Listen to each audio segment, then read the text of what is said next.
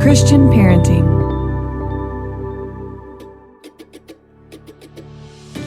Welcome to the Christian Parenting Podcast. I'm your host, Steph Thurling. I'm the Executive Director of Christian Parenting, a mom of 3, and I am so glad that you're here. This is a place where you can bring your real self, no matter what that looks like today, and be given the space, resources, and encouragement you need to set aside perfection and grow into the perfectly imperfect parent God made you to be.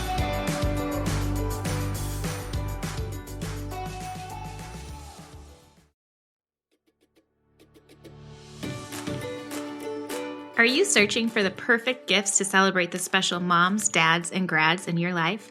We are so excited about the Christian Parenting Moms, Dads, and Grads gift guide that has something for everyone. Whether you're honoring a new mom, a seasoned dad, or a recent grad, we've got you covered with thoughtful and meaningful gift ideas. Inside this gift guide, you will find some of our absolute favorite resources. From Bibles and study tools to inspiring books or fun gift boxes, you are guaranteed to find something special for the most important people on your gift list this spring. You can visit christianparenting.org to get your free Moms, Dads, and Grads gift guide today.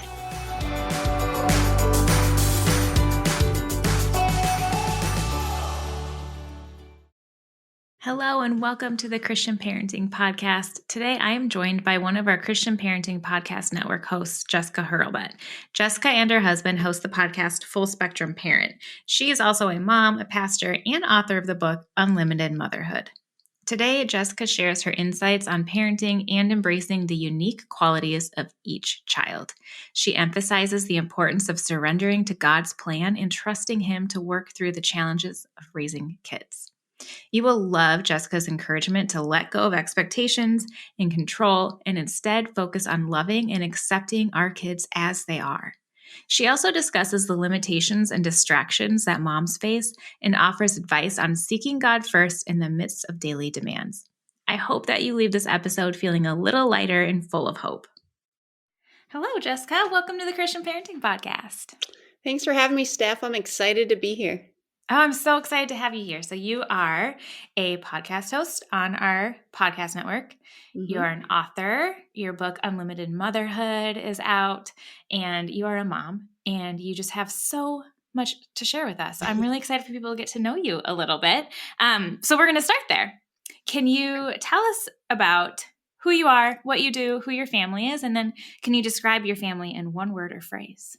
Awesome. Yeah. So I am also a pastor. Me and my husband pastor in upstate New York. And we've been there for we grew up in this town, but we've been in the area for 20 years. We have 5 kids. 2 of our kids we adopted through foster care. They're sibling group, Isaac and Emma, and they're 10 and 11.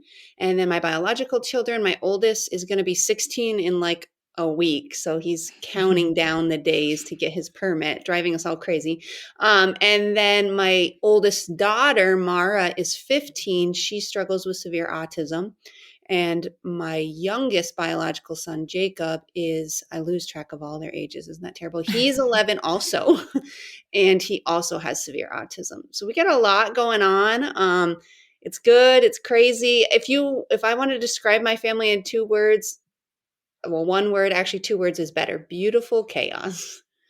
Definitely the chaos part. Yeah. I think everyone can probably relate to that for sure. We have days and seasons that are more chaotic than others. Yep. We just learn to roll with it. Exactly. Yeah. Okay. So as a mom of 5, what is the one thing you want every parent to know? The one thing I really want every parent to know is that every kid is so different. So when my oldest was like a baby, a toddler, I was so convinced me and my husband were just the best parents ever.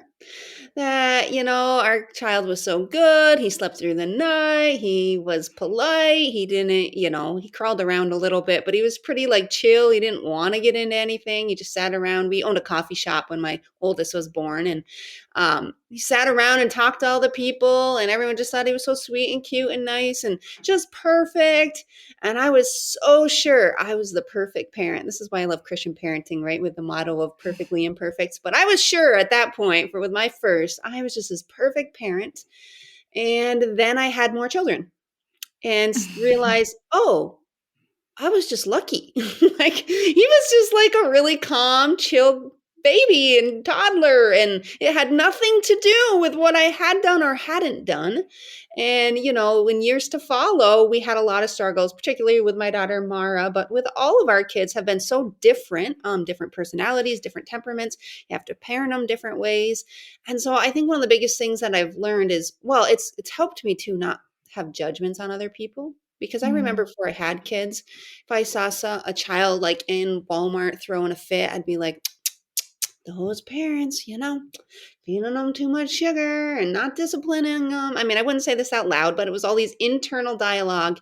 And now that I've walked through some very hard seasons, I actually spent 8 years unable to leave my house. I couldn't work.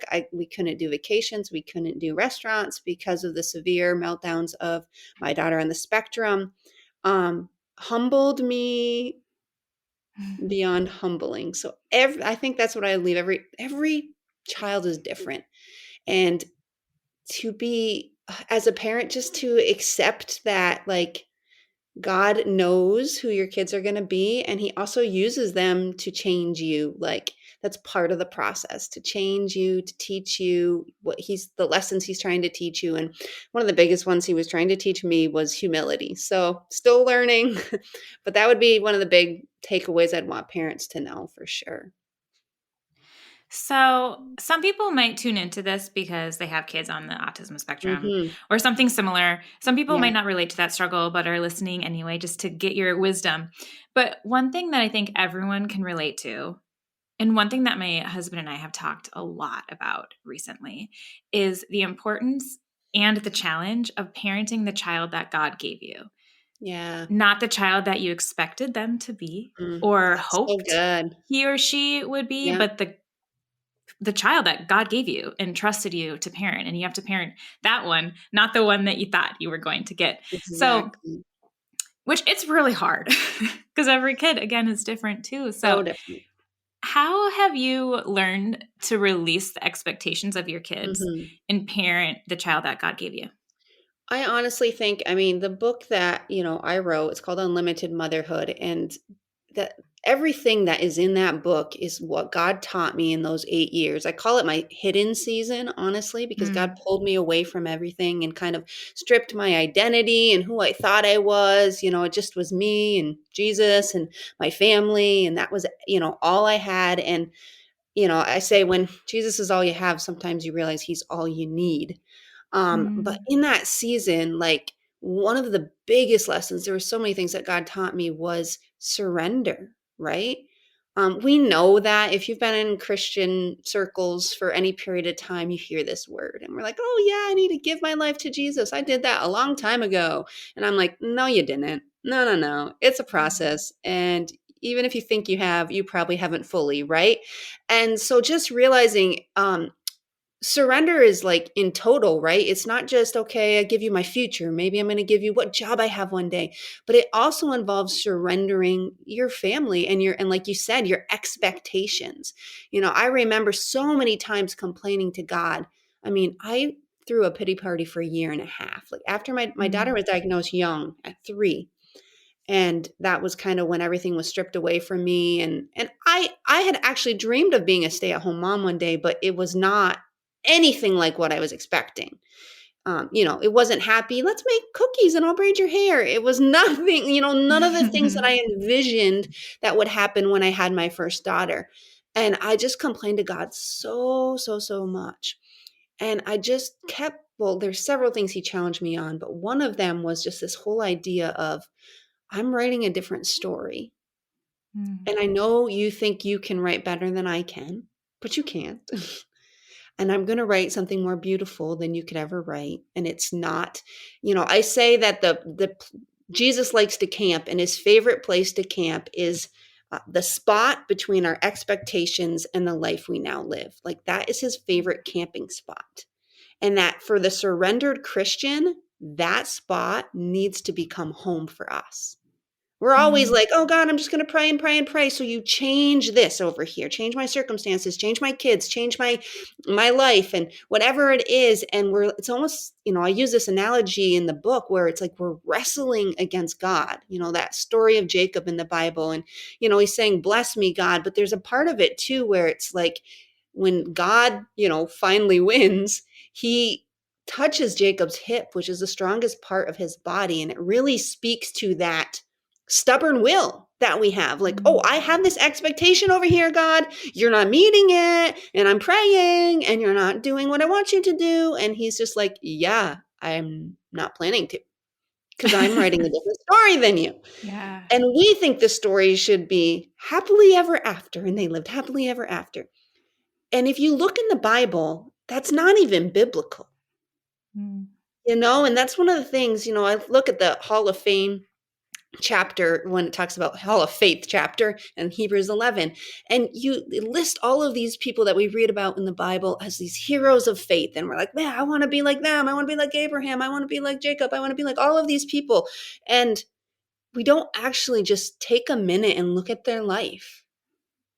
There was no happily ever afters. At the end of Hebrews 11, it says they all believed despite never seeing the promises of God. And you're like, wait a second. And they're Mm. commended for their faith. So we think faith means I just believe God's going to do something. I pray for it and then he does it. And then I'm like, yay, it worked. But the Bible actually says faith is I trust him. Actually, the Greek word for faith is translated trust. It's I trust him when I don't see anything. I trust his promises are coming to pass, even when it looks totally chaotic around me, even when I'm expecting this over here and none of that happens. I choose to trust him anyway. And that's why they were all commended as these fathers and women of faith, because they trusted in the middle of all these extremely difficult situations. And I think we've got it backwards. And so God dealt with 8 years for me in that situation of just saying, you don't actually, one of the things I would say to him was, I like, God, Jesus, I love you so much. Cause I got saved when I was like 16. I didn't grow up in a church family. My brother was trying to commit suicide like every other weekend and in the mental hospital and hooked on drugs. My mom was super depressed and going through her own issues. Like my sister was pregnant in high school. My family was a mess. And we all ended up going to a church, actually the church me and my husband now pastor. And we went up to the altar on the same day. And we didn't know what we were doing. Said the sinner's prayer. We meant it, but like we didn't even understand anything because we had only been to a Catholic mass. But so I loved Jesus. Like he rescued me. He rescued my family. But I realized during that hard hidden season that I loved Jesus, but I didn't trust him one bit. Mm. Because if I was honest, and we're not honest a lot, but I think we need to be more honest with God because he already knows what we're thinking. But if I was honest, I would say, you've failed me. You've disappointed me, Mm. God. I was expecting these things and you didn't do any of them. But the truth is, he didn't fail us. He's just writing a different story. That's where the trust and the faith comes in. Yeah. I think when I hear you speak, I think it's just so relatable in different degrees to Yeah. every mom, because I think we all struggle with letting God write our kid's story and Mm-hmm. letting go of that control, because I just would really like my kids to like fit in a box Yeah. and, like do all the right things that we're supposed to do, Mm-hmm. and then they're going to turn out this way. And I feel like just recently God has really convicted me of like, why are you with one of my kids who are really going through some issues right now? And I just have been praying Mm-hmm. like, God, fix it, God, fix it, God, fix it. Mm-hmm. And I've been trying really hard to fix it. It And I feel doesn't like work. God recently was like, why are you trying so hard? Yeah. Yeah, one of the I was things like, Jesus said to me, because, I don't know how familiar you are in like the autism world, but when my daughter was diagnosed at 3, me and my husband had 2 different responses. My husband was ignore it, plug my ears, la la la la, it's not true, like I'm going to forget it. And I'm going to fix it. And so you imagine mm, that led to a lot of arguments because I'm like, talking about autism, watch this documentary about autism, read this book about autism. And he's like, I don't even want, he called it the A word. He said, stop saying the A word. He wouldn't even let me say it out loud. We're not there now, but this is where we were originally. mm-hmm. So I spent years in the autism community. I mean, it's amazing. There's a lot of resources, but there was no faith-based resources. So what I found myself falling into was a black hole. And I say that kindly, but with natural therapies, with homeopathic stuff, with brain science, with all of these things, because autism is such a mystery and they still don't really understand what's happening fully with the brain and what is causing it and what's causing the rise of it. I found myself falling into this hole of like deep diving into, all of these things that are way over my head because my goal was I'm going to be the best mom ever by fixing my child. Mm. And several years, and I see 99% of families with a child with autism doing this, but it's all they know. It's like they love their kids. It seems like the right thing. If there's something I can do to help them, why is that wrong? And again, I'm not saying it's wrong. My daughter still has ABA therapy, but there was something wrong in my heart because it was me still trying to be God. It was me still trying to fix the situation. And one day it was years into it, probably 4 years into my daughter's diagnosis. And I had gone to another like autism retreat to learn about autism because I was going to be the expert. And God stopped me dead in my tracks because I was like, none of this seems to be working. Her behaviors are still so bad and she's not talking much and all of these things. And he just stopped me and he said, Jess, I never called you to fix your child. I called you to love them. And it hit me so hard in the heart. Something changed in me that day. And not just with my daughter, Mara, actually with all my kids, like it's almost like I say that autism and this diagnosis, it killed the perfectionist in me because I'm a perfectionist. Like I put myself, this is the standard and you got to go way up here. Like this is the way I've lived. I was a kid that, if I got a 99, I'm depressed because I should have got 100. And I would have put that on all my kids. Like you said, put them in boxes. You got to do the best at everything. You got to be the best at sports. You got to get the best grades. You have to be the best behaved. You have to be the best Christian. You have to follow God for the rest of your life. Of course, I want that for them, but it's not my job to do that. And it just was this, I'm going to raise them the best I can. I'm going to teach them everything that God's taught me. But at the end of the day, they are their own person. And just like God gives us free will, I need to give my children the freedom to just be. And I think that's one of the beautiful things, having my son and my daughter, and they're very different that are on the spectrum. My son is super quiet. He never has meltdowns. He just lives in his own little world. So he's still considered severe, but in a different way. But just the beauty of them just being. Like being okay with, these two, my two children, unless God does a miracle, will live with me for the rest of my life. So why am I so concerned with they got to do this, they got to do that, because I'm still trying to fix them and control the situation instead of love them. So it's a weight we were never meant to carry. And it's love that changes them anyway. It's not, you know what I mean? At the end of the day, of course there's discipline. I'm not saying don't discipline your kids. Please understand me. But it's the love of God that leads us to repentance, right? Like that's what the Bible says. So it's our love, our unconditional love, our love before we had it all together, our love when we're a mess, our love, that love of God that changes us. It's the same thing with our kids. That's what changes them. Just accepting them and letting them be them. So you guys all know how busy weeknights can be. We in our house are in that stage of parenting where our kids' activities keep us really busy, but no one's driving yet. So my husband and I are in the car a lot. Between that and homework and full-time jobs, it's hard to do the meal prep that I would ideally love to do. And this is why Factor meals have been an absolute game changer for us. We have Factor meals delivered every week, and I have one every day for lunch and sometimes for dinner too. Every fresh, never frozen meal is chef crafted, dietitian approved, and ready to eat in just 2 minutes. You can choose from a weekly menu of 35 different options, including things like Calorie Smart, Keto, Protein Plus, or there are vegan and vegetarian options too.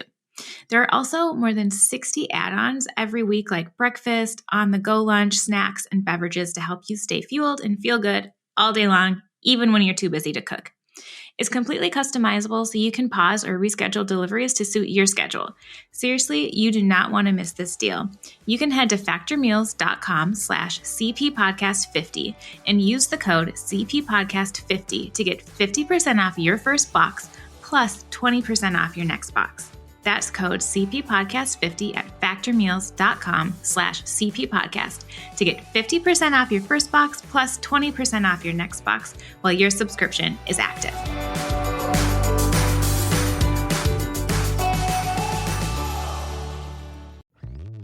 Hello, Saver. Whether you're saving for that trip to the tropics or saving for an emergency, now is the time to take advantage of Wells Fargo's savings options. Wells Fargo offers savings accounts that can help you save towards your goals. So, what are you saving for? Visit a Wells Fargo branch or wellsfargo.com/save to open a savings account today. Wells Fargo Bank, N.A., member FDIC. So I'm kind of curious, as you've released some of that and let go of some of the control and leaned into your faith more, besides letting go of some perfectionism, what are some unexpected gifts that you got from that? Gifts, goodness. So many. Honestly, I just think I talked a little about the humility thing. I think I realize as a parent, and this is so embarrassing to say, so I hope somebody listening can relate to this, but my kids' behavior, good or bad, was more about me than them. And I remember one time my mom saying something to me like, I can't remember how she worded it, but we were talking about my daughter and some of her challenges and, things that she was struggling with. And my mom says, you know what, Jess, she's just so happy. Like, when she's not mad because you took something away from her, like she's happy in her own little world. And I was like, yeah, but I don't want her to be in her own little world. And I just realized everything I was saying was about me, the perception that people had of my kids, what I wanted. I want a closer relationship, and those things aren't wrong, but it was just this revelation. And I think it's true of our typical kids, all of our kids. There's just a point where we have to admit, of course, we want the best for our kids, but so many of the things that we stress out about are really like, I'll be embarrassed if my kid does this in public, or I'll be, whatever. Like, it's still about us. Like, hello, right? Like, it's not about you, it's about them. And that goes back to that whole unconditional love thing. And the other thing I feel like God's really taught me, just kind of to reflect all that I've learned on my own self personally, is that being is better than seeming. It sounds kind of weird, but I just think because of our pride and the culture, we try to appear a certain way. We try to appear like we have the best family, or we try to appear like we've got it all together and our life is perfect and our Instagram photos are perfect and everything is perfect. And so we try to seem like it seems like everything's so wonderful. But I just am always reminded of that verse that Paul says, when I'm weak, I'm strong. Now, people misinterpret. I've heard it even preached on Sundays. People say that verse says, when I'm weak, God is strong. It doesn't say that. It says, when we are weak, we are strong. Wait a second. That doesn't make any sense, Paul. You're confused.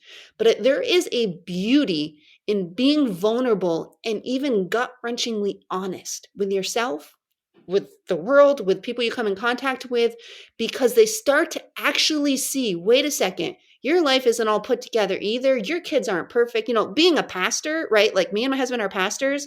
For years, I couldn't even go to church. Talk about not filling the pastor wife duty, let alone our little kids being ducks in a row, dressed all cute, sitting in the pew. We didn't fit the mold, but it gave everybody else permission, because the truth is none of us do. We're just seeming like we do. And so it's this permission slip for people to be like, wow, okay, so their life isn't perfect. They got all kinds of problems. Their kids aren't perfect. But wait a second, God is still using them. And in those moments, God gets the glory, which is the goal, right? So in our weakness, we are strong, because I'm being brutally honest and sharing like how hard things can be, and people are relating and connecting. I can't remember, somebody said people don't connect to you when you share your strengths. They connect to you when you share your weaknesses. And we're all over here trying to brag about like the things we accomplish, and it just repels people. But if you just start being honest, it draws people to you relationally, but then it draws people to God because they can see God working through that. And they think, man, he must be real. Man, like if he could use Jessica, he could use me. And I think that's the point. Yeah. Oh, that's really good. I think we just all do that right now in the age of social media. We're all trying to be something that we're It's not. just And I think exhausting. it is exhausting. And I've said it so many times, but I'll say it again that I think there's so much power in stories, and sharing your story with other people really does give them the freedom to be like, Yep. me too, or, Yep. I see you. Let's talk a little about your book more, Unlimited Motherhood. You speak to moms who feel like overwhelmed and limited by all the demands in life, because there are so many on us as parents. And yeah, I mean, every day I'm just kind of like giggling, thinking about all the demands that I have just today alone. Like, it's just crazy. Almost every day I say this phrase, and I don't say it in the most kind way sometimes. I just want to go to the bathroom. Because someone is always, now I don't even have toddlers anymore. Like, it makes sense when you have toddlers, but I swear every time, even my husband, my teenage son, they're like, Mom, and they're talking to me through the door. And I'm like, why? So many times.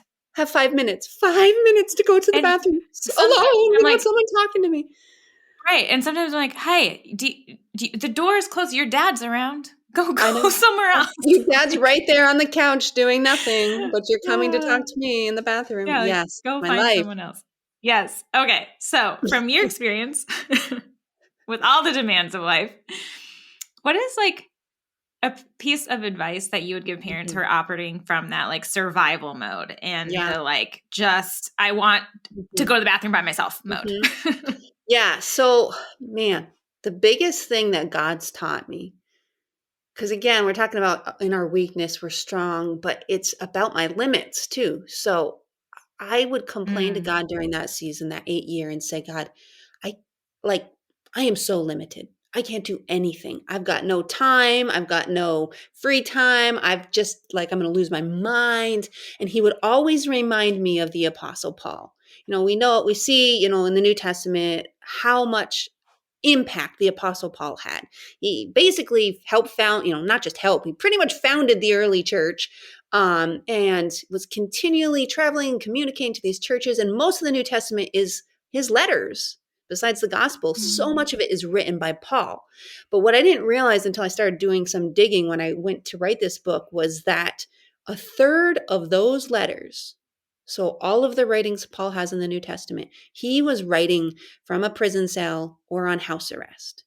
And when you read some of the stuff that he writes, like Ephesians 3:20, where it says, God can do immeasurably more than we could ever ask or think through the power at work within us, which is the Holy Spirit. Like, he wrote that from a prison cell. Now I'm like thinking, if I was writing the church I pastor right now and I was in prison, I would not be writing that line. I would be writing like, everybody pray for me. It's sad in here. The people are scary. I'm hungry. They're talking about putting me on death row and killing me and persecuting me for my faith. Like, that's what we all would write. But it was like, he realized, and he wasn't just like, oh, this is something I should say. It was not a cliche to him. He realized that no matter what circumstance I'm in, no matter how limited I feel, no matter if I'm behind prison doors, that forces outside of me can't stop the Holy Spirit, the God within me. Nothing can. The only thing that really can is us. It's our faith, right? And so when I would complain to God, he'd remind me of the Apostle Paul, and I'd be like, oh, he's Paul. I'm just this special needs mom stuck in my house. And I would say, I've got this big life problem, God. You got to fix this problem. You got to help my kids. You got to help me. And he would just always say to me, Jess, you don't have a life problem. You have a faith problem. You don't actually believe that verse. Like, you don't believe Ephesians 3:20, that he can do immeasurably more than you could ever ask or think. It's not about like, oh, fix my circumstance over here. It's about through the power of God working through you in the middle of your limiting situations. And so it was kind of a seed, of hope and faith has birthed in my heart during that time to say, okay, maybe it's not about my circumstances changing. Maybe it's about God changing me and actually me starting to trust him and me starting to believe he wants to do more in and through me, even in the middle, like nothing. Now I'm working part-time at the church now because my youngest is in school. But besides that, and my kids being a little older, they still have severe behaviors. Like our life is like, my life is still just as limited. Nothing has changed in the natural, but something's changed here where I started to see glimmers and then started to step out in faith and step out in faith and see God. Oh, wait a second. He doesn't need my circumstances to change. He can use me right now. I have to just start believing he can use me and my kids just the way they are. And so I really like, to me, that's the whole core of the book, is that we're so focused on our circumstances, but he's trying to change our perspective and teach us the work is actually in here. It's not out here. What are some of the limitations that you think moms face? So I'll actually list them. So every chapter in my book is a limit. Now there's more than 12, but these are the big ones that I struggled with. Limits in our life just as Christians, but specifically too as moms, because I just feel like sometimes they're even more apparent in motherhood.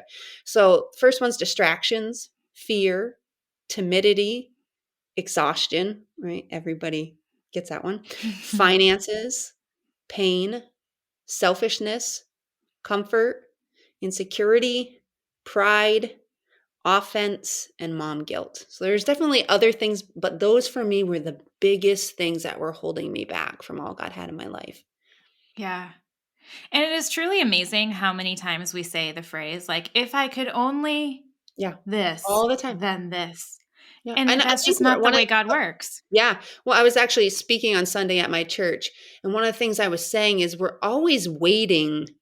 I don't know if it's about if you feel this way, but it's like we're always waiting for like the next season or something. Like I can do that when, like, whatever it is. Like, oh, I've always, somebody said to me, I've always wanted to go on a missions trip. I'll do that when my kids are older. I was like, no, you won't. And that's not saying anything to them personally, but we do that in life. We keep telling ourselves when this situation changes or when I'm in a different season of life, then I'll, whatever it is, right, for God. But one of the things I talk about actually in the first chapter about distractions is distractions never stop. They just change. So when I had 3 babies in diapers, it was like diapers up the wazoo. That's all I felt like I was doing all day. And they're climbing into cupboards and you're just running around with your head cut off. And you say, well, once I'm done this season, then I'll be able to focus on God, or then I'll be able to, whatever it is you're waiting for. But the truth is those distractions now, my kids are 10 through 16, they now turn into being the glorified Uber driver. So now I got to bring them to basketball, and then I have to bring them to play practice, and now I have to bring them to piano lessons, and now I got to bring them to youth group. And all of a sudden I realized, oh, wait a second, I am just as busy. The distractions didn't stop. They just changed. And so there's a lie where we're like waiting for these opportune times, but I'm always reminded of the verse that says, seek first the kingdom of God and his righteousness. Now, sometimes that means you're 8 years in your home, just serving your kids. Like that's what you're doing because that's what Jesus called you to. But it's a heart posture more than anything. It's saying, Jesus, I want to seek you first. So if you tell me to do something, whether it's call up your friend tomorrow who's struggling, I want to do it. That's going to be the first thing I seek. Or it's going on a mission trip this summer, even though I'm in the middle of the craziness of motherhood and I've got toddlers, but God has just laid it on my heart that I need to find a way to do this. It's a heart posture of seeking him first, and then he promises us he'll take care of the rest. And that includes our kids.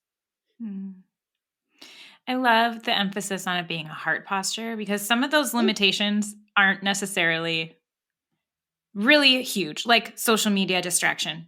That could be avoided. Like we could all avoid it. But some of our limitations are just the reality of our lives. Yeah. And they're not going anywhere. They're not going anywhere. Neither is God's calling for our lives.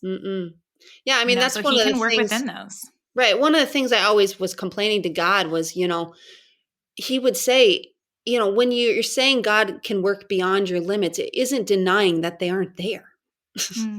You Yeah. know, like, I can't just be like, "Oh, Yeah. everything's fine. Like, I'm just gonna do whatever I want and leave my kids and get a sitter," and no, I have huge limitations in my life that affect everything. But it's just having, like you said, the heart posture and the faith to believe God's bigger than that. And then Yeah. even making some decisions that don't make sense to people, but God's bigger than that. So I'm going to step out in this way. And it's hard to do because it's you as moms, we live in the nitty gritty of it all. Like it's just hard sometimes to look up. And I think that's what God's calling us to do, to look at him and really just try to tune in and listen to his voice, because I really believe even in this crazy season of motherhood, it's like, even just some of the things he wants us to do, like there are words we can speak to our kids that come from him that have more power than all the nagging that we could do all day long. But if our heart posture is just focused on all the things they're doing wrong and rah, rah, rah, rah, and we're not focused on him, we're not going to receive those words that could just really pierce their heart and speak to that place inside of them. We're just focused on them and what we got to fix about them and all the things, in the messy house. And so it's just so much of this comes down to our heart and our posture and just putting God first, and it's day in and day out. You got to wake up the next day and do it again. It's not like, oh, I did it once. I surrendered my life to God and now we're good. I got to wake up tomorrow. I mean, one of the things I talk about in the book, in the first chapter, is I started doing this thing where I just took a piece of paper. Started probably 10 years ago. And I put a line down the middle, like something from your journal. And I just wrote God thoughts on one side and my thoughts on one side. Now, I don't even know. I don't know where I came up with this. I just did it one day and then kept doing it. Now, my thoughts, I would just write out, just things that are worrying of me. I'm worried about this about my daughter and I'm stressing about this, kind of brain dumping / praying. But then I just sat. And sometimes it'd only be 5 minutes. There's times I literally had to lock myself in the bathroom and pretend I was going to the bathroom so I could do this to get that 5 minutes. And I wasn't silent, but at least I was alone. And I would ask myself this question: God, what's one thing you want me to do today? We don't need a whole list. We don't need a 5-year plan. We don't need a word for the year. Just tell me, if I'm going to live this surrendered life where I hear your voice day to day, what is one thing you want me to do today? And it might be go get on the floor right now and play and crawl around with your toddlers and build Legos for an hour and a half. Like, it doesn't always sound grand. But if I just try to stop doing all of the things I think I'm supposed to be doing and tune in, that verse that says, John 10, that my sheep know my voice. Like, I want to know, but I'm never listening, God. I'm just telling you all the things I want you to fix, and I'm never just listening to you. And then trusting the thought that pops into our mind is from him. I mean, if you're thinking about someone else, if you pray this prayer and then your focus is off yourself and a thought pops into your mind, it's not the devil and it's not you. You're too selfish to think about somebody else. It's God. So actually trust that. And that's the faith piece where I now take this baby step and I say, okay, I'm going to actually believe you're speaking to my heart right now. And I'm going to go do this thing. And when you do that thing, as small as it may be, it's like you have the wind of the Holy Spirit at your back. And suddenly that little thing can turn into something like, wow, I can't believe that just happened. But it's because that step of obedience, and he's behind you instead of you just trying to be everything to everyone. That is so good. I wish we could keep talking. Like, we could I know. forever. I wish we could go again and again. But to wrap us up, can you tell us about your podcast and about your, where we can get your book and connect with you and all of the things? Because I think people So will the want easiest way to connect with me, you can find my book there. You can find my podcast there. Also blog is just jessicahurlbut.com. And Hurlbut is just like it sounds, HURLBUT. People always laugh at my name. So jessicahurlbut.com. All the things are there. My book, Unlimited Motherhood, actually just released. So it is now available anywhere books are sold. And the subtitle is Overcome 12 Limits That Overwhelm and Conflict Your Heart. So I just pray it's a blessing to you. And if you ever have questions or you even have a child on the spectrum, please feel free to reach out. I would love to connect. Yeah. And I'll put all that stuff in show notes so people Awesome. can easily connect with you. And people can always go on the Christian Parenting website to find you too, because you're on there as well. So I'll get all that linked for you. But Great. thank you so much. I just truly loved everything you had to share, and I just appreciate your wisdom and your time. So thank you very much. Awesome. Thanks so much, Steph. Yeah. I absolutely love Jessica's message of embracing vulnerability, trusting God, and finding strength in weakness. I am so grateful for her time with us today. I have links to connect with her in show notes, so make sure you go do that. And don't forget to listen to Full Spectrum Parent too. Thank you for being here. May God bless you this week.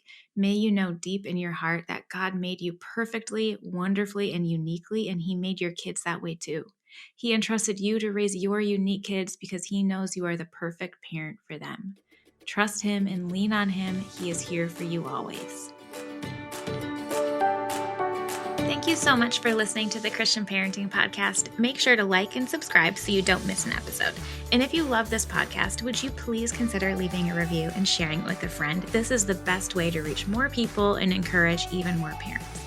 Christian Parenting is a donor-funded ministry, and we rely on friends like you to keep podcasts like this going. So to find out more about Christian parenting and to make a donation, head over to christianparenting.org or at christianparenting_org on Instagram. Thank you again. See you next week.